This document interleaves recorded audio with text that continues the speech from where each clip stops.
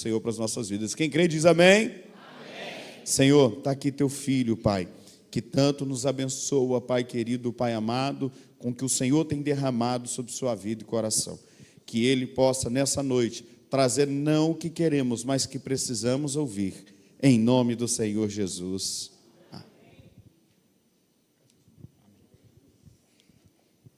A paz do Senhor Jesus. Glória a Deus. Muito bom estar com os irmãos. Abra a sua Bíblia.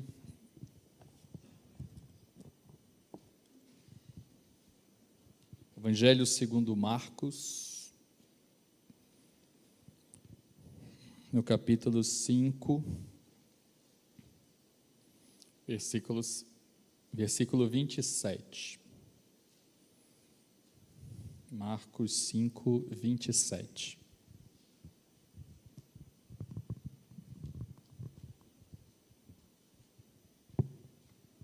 É um texto que muitos, se não a maioria do que está aqui, já leu, né? Mas eu tenho certeza que pelo poder que há no Espírito Santo, Deus vai fazer alguma coisa de diferente aqui. A palavra do Senhor diz assim: ouvindo falar de Jesus, veio por detrás entre a multidão e tocou na sua vestimenta, porque dizia: se tão somente tocar nas tuas vestes, sararei. E logo se lhe secou a fonte do seu sangue, e sentiu no seu corpo estar curada daquele mal. E logo Jesus, conhecendo que a virtude de si mesmo saíra, voltou-se e disse: quem tocou nas minhas vestes? E disseram-lhe seus discípulos: veja que a multidão te aperta e dizes: quem me tocou? E ele olhava ao redor para ver quem isto tinha feito. Então a mulher, que sabia que lhe tinha acontecido, temendo e tremendo, aproximou-se, prostrou-se diante dele e disse-lhe toda a verdade. E ele lhe disse: filha, a tua fé te salvou, vai em paz e ser curada deste mal. Palavra do Senhor. Pode sentar. Bom, nós estamos começando hoje, né?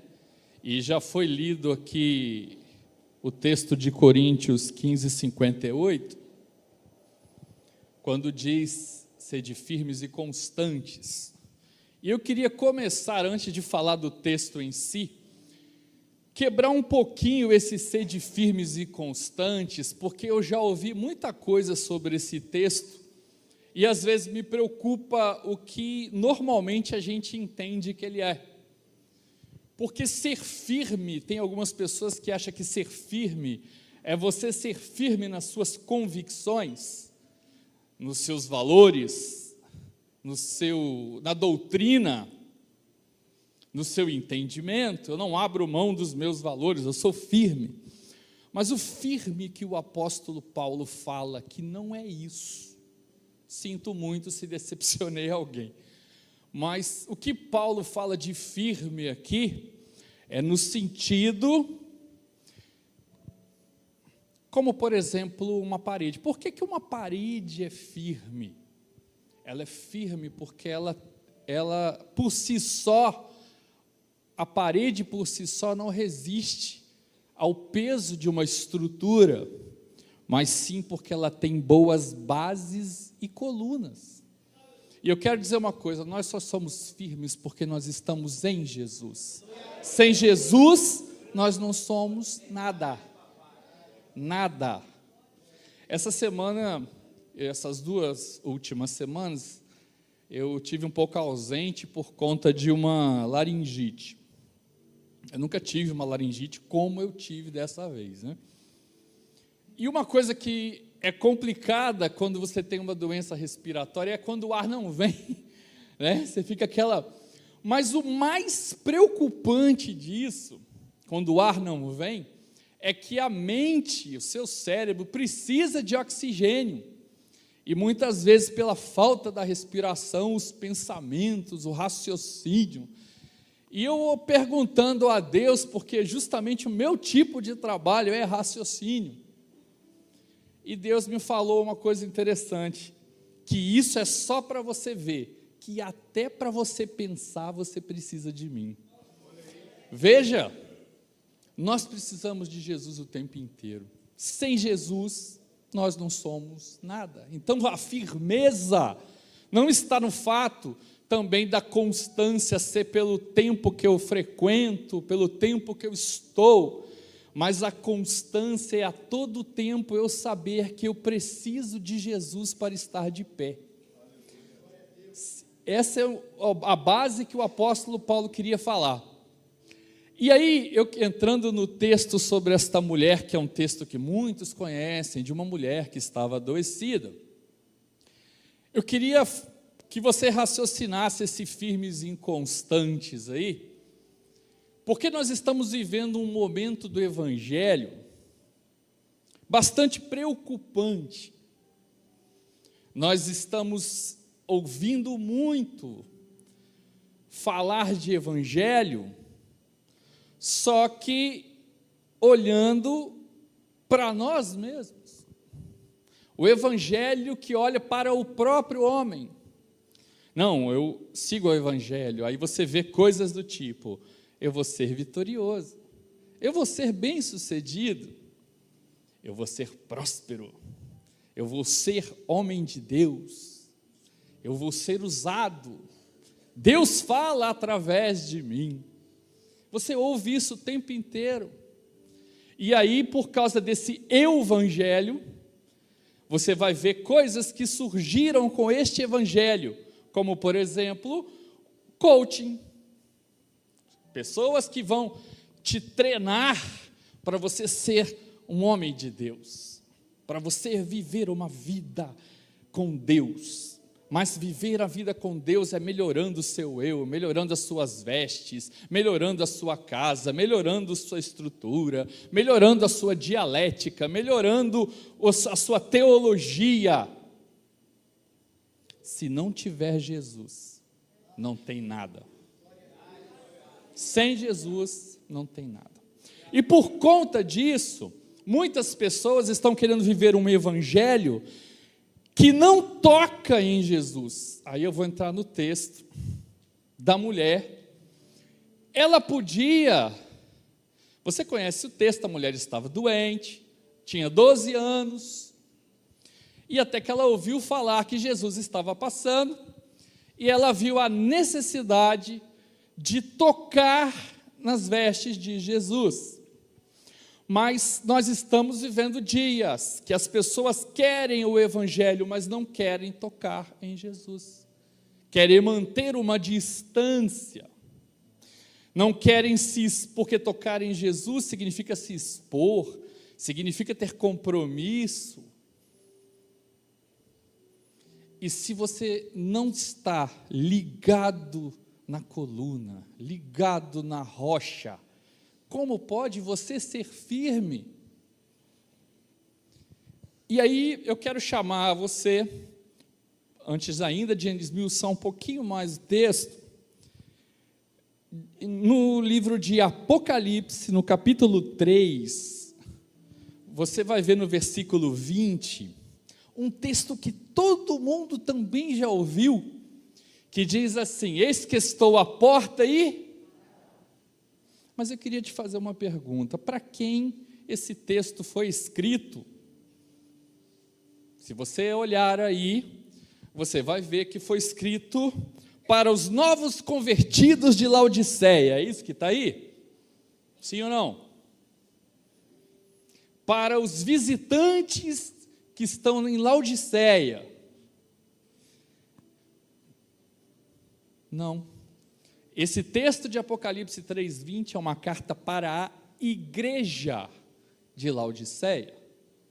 E eu queria te falar uma coisa: a Laodiceia era a cidade mais rica da Prígia naquela época, era colônia greco-romana, era um lugar rico, era um lugar de posses. E eu te pergunto, como você pode escrever uma carta para uma igreja, sendo que Jesus está aonde? Eu estou na igreja de Laodiceia, mas Jesus ainda está à porta. Você está entendendo? É um pouco incoerente, você não acha? Jesus não deveria já estar dentro, mas para uma igreja, Jesus ainda estava na porta. E infelizmente estamos vivendo dias que pessoas querem se comprometer com igrejas, querem carregar sobre si um rótulo, um nome, uma posição. Aí eu frequento a igreja do lugar tal, eu vou para a igreja do lugar tal, mas Jesus ainda está na porta, não está dentro do coração. Como pode ser firme?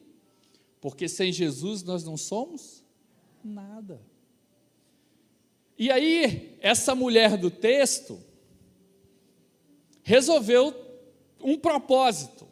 Ela não queria gritar para Jesus, ela não queria falar com alguém para alguém falar para Jesus. Ela queria tocar. Eu quero convidar você nesta noite a entender o que é esse tocar. Porque muitas vezes a gente vê pessoas dentro de igrejas, passa ano, entra ano. Pessoas conhecem doutrina, conhecem Bíblia, melhor até do que eu. Mas e Jesus? E Jesus?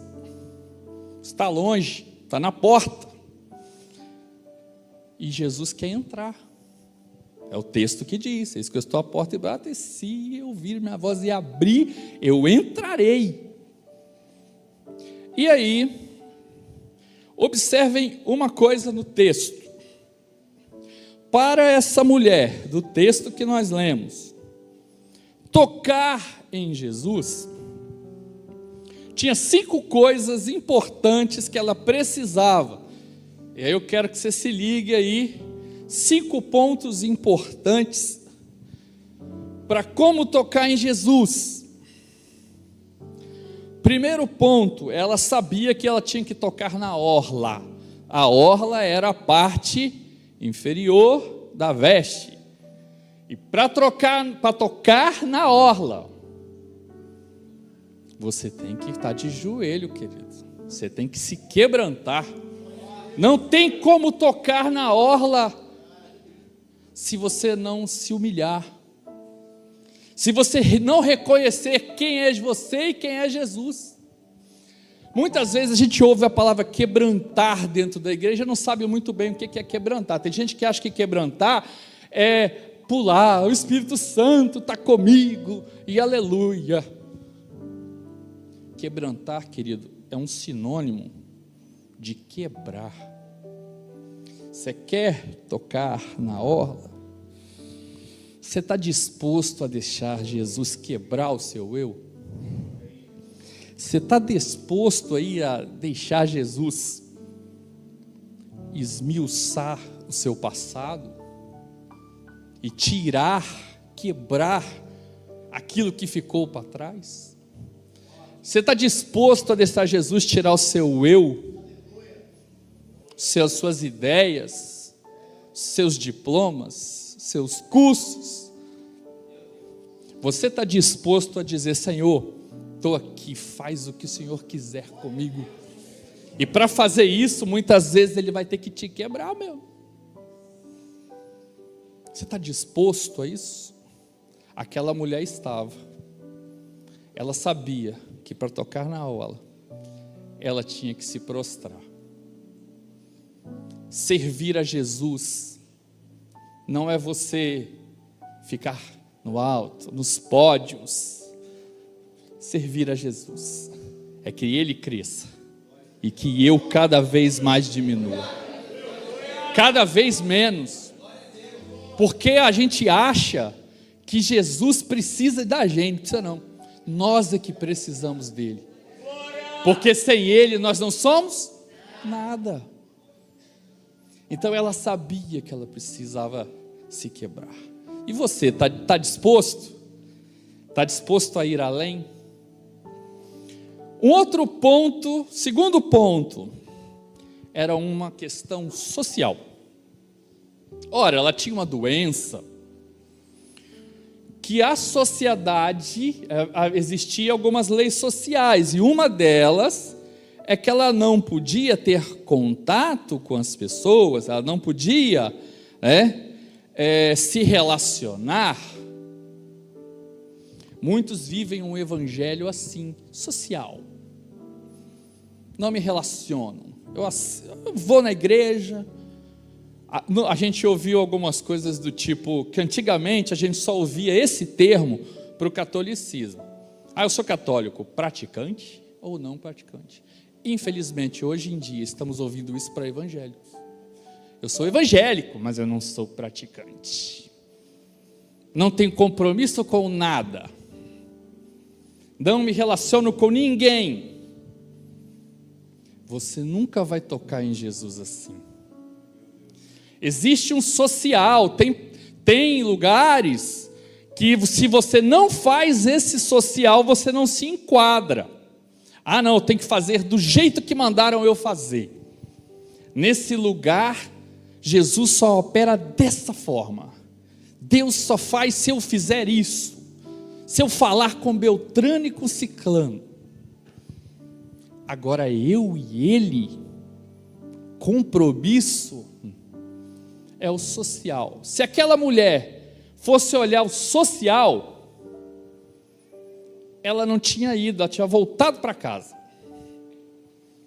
Porque ela sabia que se todos vissem ela, alguém ia falar, olha aquela mulher que tem aquela doença. Ela não tinha 12 dias que tinha, ela tinha 12 anos, querido. Se ela fosse olhar a sociedade que ela estava vivendo, e eu vejo muito isso quando eu assisto alguns depoimentos de pessoas fora do Brasil. Porque no Brasil, você vai numa igreja, briguei com fulano, vai para outra. Lá fora, pessoas não estão tendo como se reunir, porque se ele fala o nome de Cristo, ele é morto. E quanto mais eles tentam, mais o inimigo investe. Mas mesmo assim, esse povo está de joelhos, está na busca, o social, porque o nosso país não é cristão, não interessa, mas eles são, porque eles estão tocando na orla, você está entendendo? O social, muitas vezes impede a pessoa de ver Jesus. Tem pessoas que acham que a igreja é clube, você tem membro, carteirinha de membro, frequenta. Irmão, se você acha que a igreja é clube, você está no lugar errado. Terceiro ponto. Entre ela e Jesus, tinha uma multidão. Se ela fosse olhar pela multidão, ela voltava para casa. Você imagina ela voltando para casa. E alguém perguntou assim, e aí filha, viu Jesus? Nem tinha tanta gente.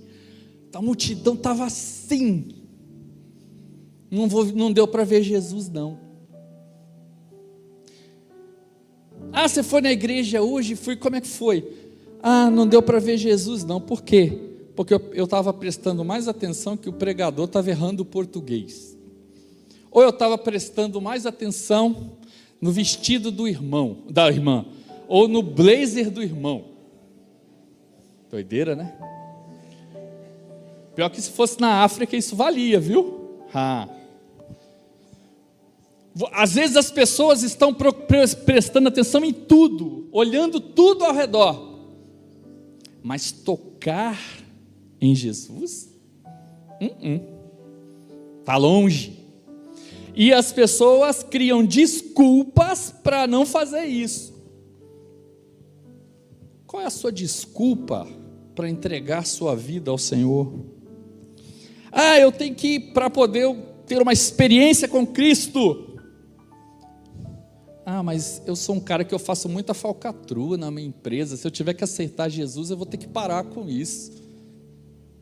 Eu já ouvi isso, tá? Eu já ouvi isso. Tem pessoas que não querem tocar em Cristo, porque elas já sabem que se ela fizer isso, ela vai ter que mudar de vida, ela não quer. Ela gosta do que ela faz. E ela cria desculpas para não fazer isso. Você quer mais desculpa do que aquela mulher do texto? Ela poderia não ter ido. Você imagina a multidão de pessoas e alguém reconhece ela. Que escândalo! Você imagina você aceitar Jesus e no meio da igreja ter alguém que sabe que você é um sem vergonha, que você faz tudo errado nos seus negócios, e aí as pessoas têm medo de se expor. Eu lembro uma vez de um colega meu que eu tentava evangelizar, e um dia ele foi na igreja, e eu perguntei: rapaz, como é que foi lá? Foi legal. Não, cheguei lá, encontrei uma ex-namorada minha, e eu tinha dado um golpe financeiro lá na família. Eu não consegui prestar atenção no culto, porque a pessoa estava lá. Querido, você vai dar conta. Você acha que aquela mulher estava preocupada se alguém olhar o problema dela? Ela queria tocar na veste. Mas nós criamos desculpas para não ir além. Nós criamos ideias para não chegar. Mas aquele que realmente quer tocar, ele tem que ver além do que a multidão está na sua frente. Porque todo dia vai ter uma multidão para te atrapalhar. Essa multidão pode ser várias coisas. Talvez conjecturando um pouco bem no texto, eu podia falar que é a multidão de problemas. Mas muitas vezes são desculpas que você gosta de se aproveitar para justificar que você ainda não tocou nas vestes de Jesus. Agora, outro ponto, o quarto ponto.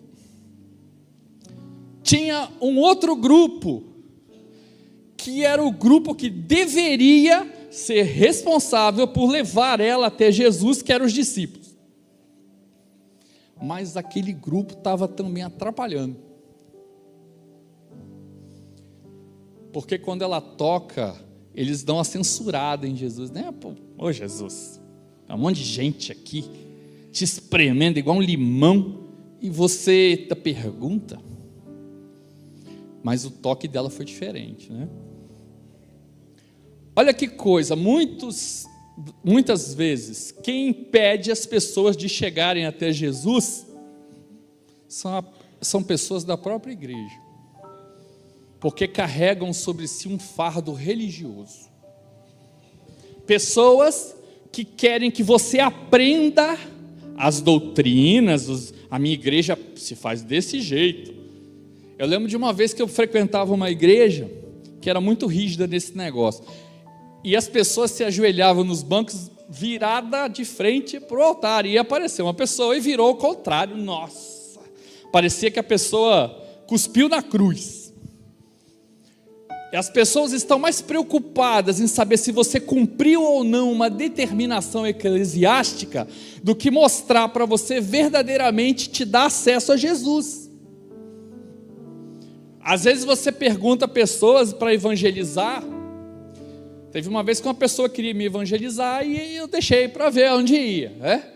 E ela falou: não, porque para você aceitar Jesus, você precisa fazer o seguinte, você precisa frequentar a igreja tal, porque só essa igreja tem a verdade. Eu falei: é mesmo? Eu achava que quem tinha a verdade era Jesus, porque ele disse: eu sou o caminho, a verdade e a vida. Aí a pessoa: não é isso que eu quis dizer. Aí começou. As pessoas estão mais preocupadas em te vender uma igreja, um rótulo, uma doutrina, um nome, do que dizer o seguinte: eu quero te apresentar Jesus Cristo, porque sem Ele nós não somos nada. Você está entendendo? Os discípulos muitas vezes estavam mais preocupados. Tem um texto que fala que tinha um grupinho lá, que não era dos discípulos, mas estavam lá falando de Deus, e aí João ficou indignado. Aí: Senhor, olha lá, tem um grupo ali pregando ali, ó, joga um raio em cima deles. E Jesus fala assim: para quê? Se não estão contra nós. Muitas pessoas estão preocupadas em viver o evangelho do rótulo. E muitos dos que mais defendem rótulos, como eu já vi, se você saber como estão hoje, estão no mundo. Saíram da igreja com desculpas de multidões, e em vez de buscar ao Senhor, foram para o mundo. porque nunca tocaram nas vestes de Jesus, nunca chegaram perto dele, nunca se firmaram de verdade.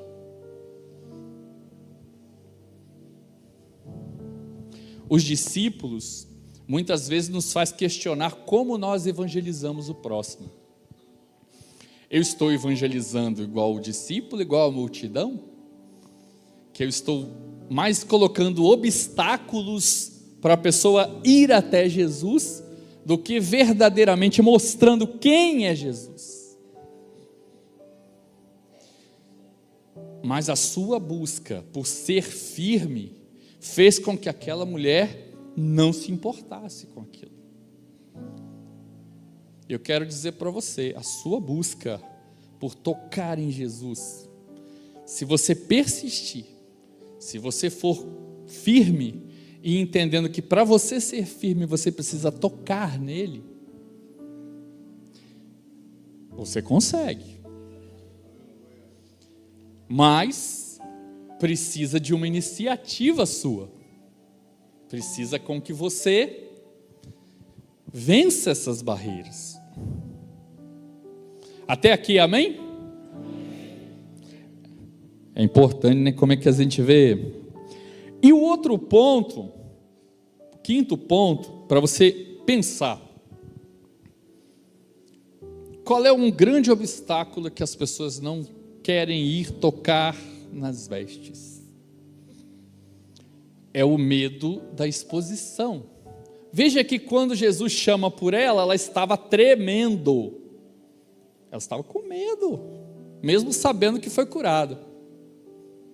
Mas ela estava com medo. As pessoas muitas vezes têm medo de se expor, porque você sabe quem é você. Você tem medo das pessoas descubram quem você é, que problemas você tem. Eu conheço pessoas que têm medo até de que alguém ore por ela, para que Deus fale alguma coisa e descubra as coisas erradas que ela está fazendo.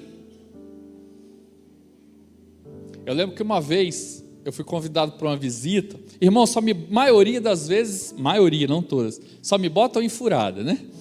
Mas me chamaram para uma visita e eu fui. Chegou lá, uma pessoa estava possessa. E eu era muito novo ainda, né? Fisicamente falando e espiritualmente também. Eu fiquei olhando aquilo e pensando, para que a pessoa, para ser possessa, realmente ela não tem o Espírito Santo. Isso é verdade. Mas eu fiquei pensando, como que expulsa um demônio? Eu fiquei pensando assim na hora. E o mais interessante é que a pessoa que me convidou, que já era velho em idade, velho de evangelho, estava com mais medo que eu. E aí teve um sabichão que quis dar uma de falar, e o demônio foi e esfregou na cara dele um monte de coisa, na frente de todo mundo, fez ele passar vergonha. Eu, pobre bocó, sabia nada. Sabe o que eu fiz? Eu só falei assim, Jesus toma conta de você. O demônio foi embora. Eu fiquei pensando, meu Deus, a inocência no coração às vezes é muito melhor do que você acha que sabe muito. E eu fiquei pensando, porque eu não tinha nada naquela hora para falar assim, nossa, não tinha algum entendimento, não fiz nenhum curso de desencapetamento, não fiz nada desses negócios. Como chegar nisso? Querido, deixa eu falar uma coisa para você. Aonde Jesus habita, Satanás racha fora. Então não tem como. Aquela mulher tinha medo de se expor, mas querido, não tem jeito. Quer tocar em Jesus, você vai se expor, e não tem problema se você tem pecado não, porque a Bíblia diz que Ele deu a vida por toda a humanidade, para justificar os seus pecados. Você sabe o que é justificar o pecado? Tem gente que não sabe o que é justificação, então eu vou fazer um exemplo mais legal. Pastor Vinícius está aqui, ele é pecador como eu e como você. Mas ele cometeu um pecado. Comeu torresmo demais, né? Quando a gente olha lá, você come torresmo. Enroladinho de salsicha. Se vocês descobrirem como salsicha é feito, vocês nunca mais comem. Como eu faço, eu não como salsicha. Aí Vinícius foi lá, cometeu um pecado. Aí quando ele vai orar, você acha que ele ora, e Deus lá de cima olha para ele e fala assim: eu vou perdoar. Deus olha para cada um de nós como pecadores que somos. Só que aí Deus olha para Jesus e fala assim: olha aí, ó, está pecando. Aí Jesus fala para Deus assim: mas eu justifico porque eu morri por ele. Você está entendendo? Não é porque nós não, é porque sem ele nós não somos nada. Até para isso, quando você ora, você acha que você está fazendo muita coisa, que você é super santo, que você é super crente. Eu oro 3 horas da manhã, 5 horas da manhã. Querido, se não tiver Jesus, não chega uma vírgula diante de Deus, porque é por Ele que você tem salvação, é por Ele que a oração chega. Você está entendendo? Se não tiver Jesus, desculpa a brincadeira, mas se não tiver Jesus na jogada, querido, Deus vai continuar olhando para você como pecador que você é, porque nada do que você faça te salva, se não for olhar para Cristo, se agarrar nele e dizer: Senhor, eu preciso de Ti. Quer seguir o Evangelho? Quer ser crente? Não tenha medo de se expor. Sabe por quê? Porque maior é aquele que nos justifica. A Bíblia diz, se eu não me engano, em Mateus, deixa eu ver, Mateus e alguns quebrados, acho que é 5, se eu errar alguém me corrija, que aquele que for humilhado em amor ao nome de Cristo, diante dele, será exaltado. Agora, quem aqui, por si próprio, querer se exaltar, querer dizer que você é maior, que você sabe alguma coisa, que você vai fazer e acontecer, porque se você estiver comigo, você vai ter uma experiência. Cuidado, esses vão prestar contas, porque a Bíblia diz que aquele que por si só se exalta, será humilhado. Não sou eu que estou dizendo, não, está escrito. Está entendendo? Seguir o Evangelho, ser firme, ser constante. Se você não tocar em Cristo, se você não se firmar nele, se você não tiver uma vida com Ele, não serve para nada. É só casca, é só ideia, é só defesa. Uma vez uma pessoa, na faculdade, eu dei aula, e uma vez um aluno falou: não, mas o cristianismo é mais uma corrente de pensamento. E eu falei para ele: você tem razão, o cristianismo é uma corrente de pensamento, mas Cristo na minha vida é a esperança da glória. Olha a diferença. Você pode viver uma vida de cristianismo, como tem o hinduísmo, o budismo e tantos ismos que você tem.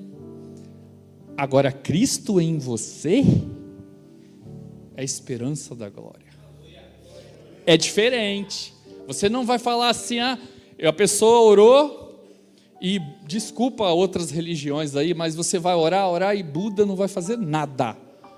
Agora, quando você ora e você está ligado em Cristo, se eu botar aqui para pessoas testemunhar o que Cristo já fez na vida, nós vamos ficar aqui de madrugada, porque Cristo vive. Olha que diferença.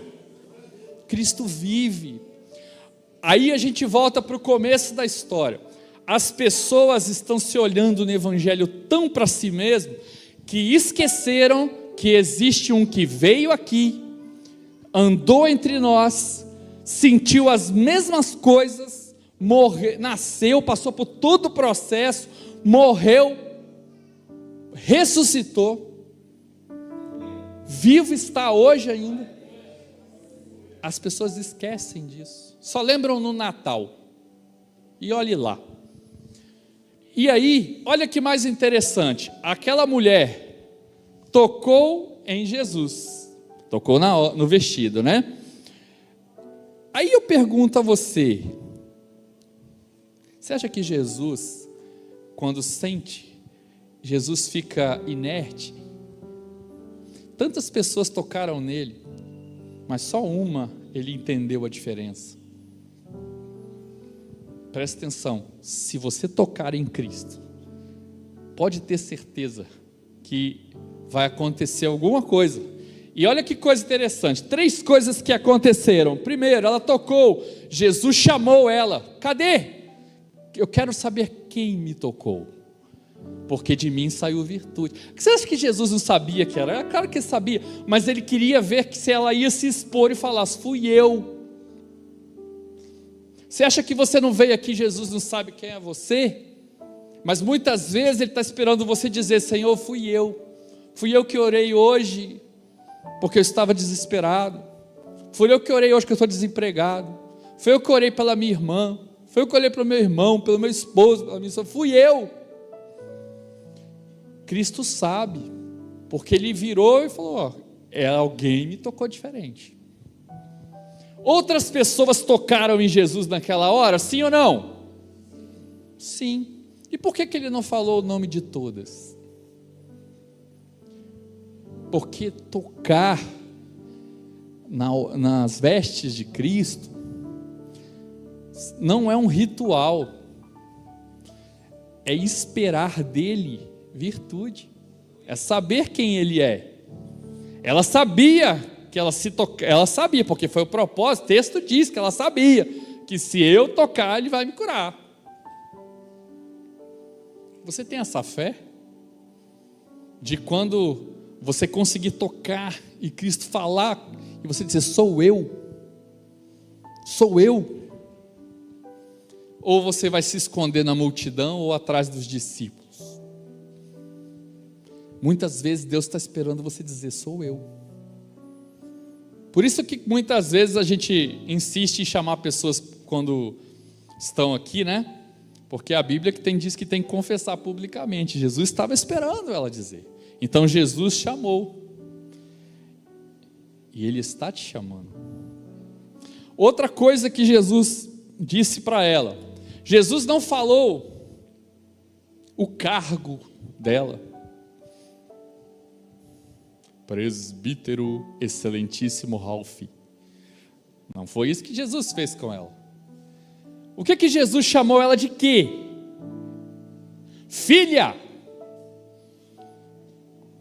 Você entendeu que Jesus colocou ela no patamar da herança? Porque filho é para herança. Deus fala assim desse jeito com você. Você me tocou? Agora você é filho. Agora você é filha. Não me interessa. Mas eu era doente, não interessa. Mas eu era alcoólatra, não me interessa. Se me tocou, agora é filho. Mas eu tinha problema com meu pai, com minha mãe. Mas se você me tocou e eu reconheci esse toque, então agora é filho. Não interessa de onde você veio. O que interessa é você ouvir ele falando com você. Filho, filha. Esse foi o diferencial. Existe uma herança, existe um reino. Jesus não disse à toa quando ele falou assim, vou preparar-vos lugar. Existe um reino, existe um lugar para nós. Como é que é lá? Não sei. A Bíblia nos dá uma dica de que é algo que a gente não imagina, né? Como diz Paulo, aquilo que o coração não alcançou, que o olho não viu. A gente não pode dizer que é no céu. Se a gente às vezes compara, e a própria Bíblia usa uma analogia de falar de casa, de mansões, né? Assim, mansões celestiais, né? Mas isso é uma analogia, né? Como é que vai ser lá? Não sei. Não sei. A única coisa que eu sei é que eu quero estar com Ele. E eu acho que você também, porque senão você não estava aqui na igreja, né? Eu falo assim, quem quer estar na igreja, ele falou assim, quem quer ir para o céu. É a mesma coisa que você ir na pastelaria e perguntar quem quer pastel. É a mesma coisa. Se está todo mundo aqui, porque todo mundo quer ir para o céu. Mas você está tocando em Jesus? Está saindo virtude? E aí eu quero convidar você. Nós estamos começando hoje aí um mês do Firmes e Constantes. 1 Coríntios 15, 58, é isso mesmo? Acho que sim. Eu não sou tão bom de guardar texto, não, às vezes eu tento. Mas observa que nesse mês você começa a trazer à memória aquilo que te dá esperança, como diz a palavra, para dizer assim: eu sou firme, mas eu sou firme porque eu estou ligado em Cristo. Eu estou firme porque eu preciso de Cristo. Esse evangelho não funciona sem Cristo. A igreja sem Cristo é clube, é povo reunido. Se for olhar povo reunido, então você vai para o estádio de futebol, tem mais gente. Mas nós estamos aqui, não é porque nós somos os melhores, não. Muito pelo contrário, a Bíblia diz que nós precisamos dele porque ele é o médico. E o médico vem para os que estão doentes. Nunca, nem eu, nem você, nem ninguém que vai vir em qualquer igreja que se preste decentemente, vai dizer que ele não precisa mais de ler a Bíblia, ou que ele não precisa mais do Espírito Santo, porque ele já está cheio demais. Isso não existe. Porque a cada dia que passa, mais eu entendo que eu preciso de Cristo. Até num ataque de laringite, eu lembro que sem Ele, eu não consigo nem pensar. Nós precisamos viver na dependência de Cristo. Amém? Se coloque de pé.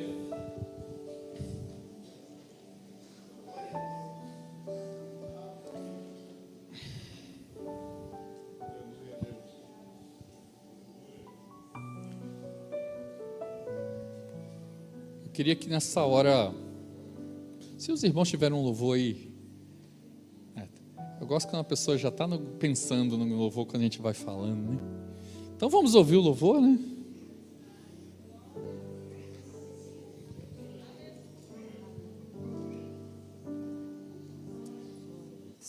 Aleluia. Glória a Deus, aleluia. Santo é o teu nome, Pai. Glória a Jesus.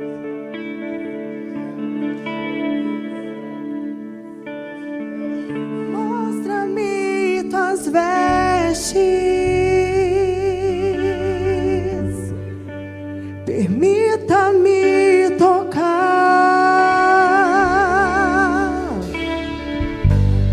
só assim sararei. Se eu ouvir rumores,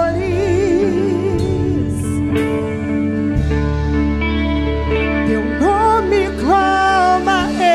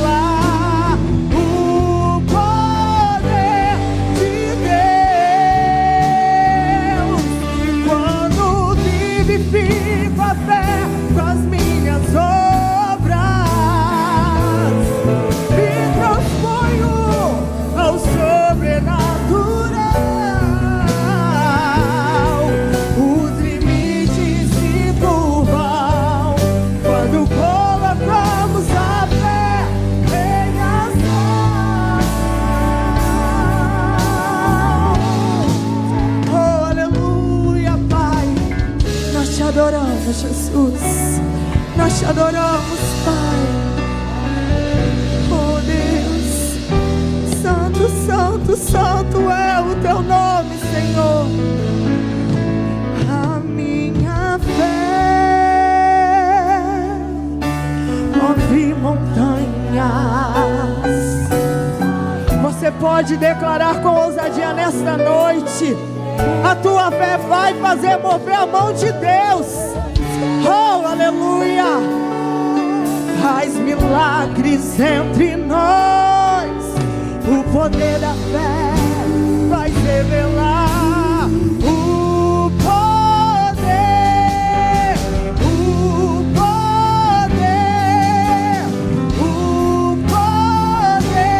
de Deus.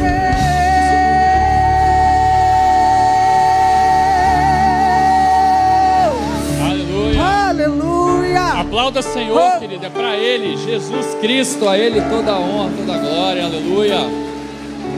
Louvado seja o nome do Senhor, aleluia, aleluia. Nós vamos orar ao Senhor nesse instante, e aí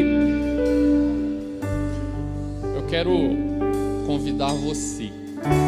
Eu não vou fazer um apelo específico, porque eu acho que vai se aplicar a todo mundo, né? Mas eu acredito que todos que estão aqui nesta noite querem tocar em Jesus. Eu tenho também certeza que muitos já fizeram isso. Então eu vou orar nesse instante. Eu quero que você coloque sua vida diante de Deus nessa hora e peça ao Senhor: Senhor, que eu quero mover, eu quero que o Senhor sinta aquilo que eu tenho para oferecer ao Senhor nessa noite, que é a minha adoração. E eu tenho certeza que Deus vai fazer algo tremendo em você. Amém? Aleluia. Senhor Deus, nós estamos aqui porque somos dependentes do Senhor. Precisamos muito de Ti, Senhor. A nossa vida, o nosso respirar, o nosso andar, ele pertence ao Senhor. E sem Cristo na nossa vida, nós somos totalmente nada. Mas, Senhor, pela Tua misericórdia, por aquele sacrifício que o Teu Filho fez por cada um de nós, Senhor, perdoa as nossas falhas, nossas limitações, Senhor, e nos faz continuarmos firmes, sermos constantes, viver uma vida na dependência de Jesus.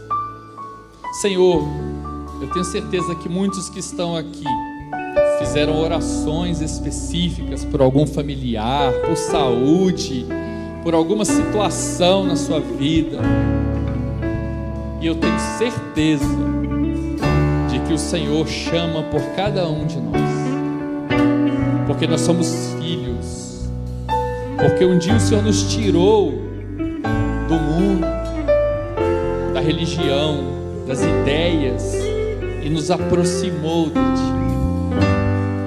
Senhor, nos dê forças para prosseguir. Nós oramos certos da operação de Deus, em nome de Jesus.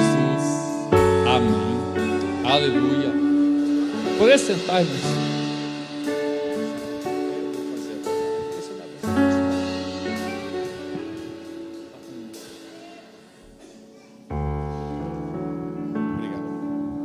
Aleluia.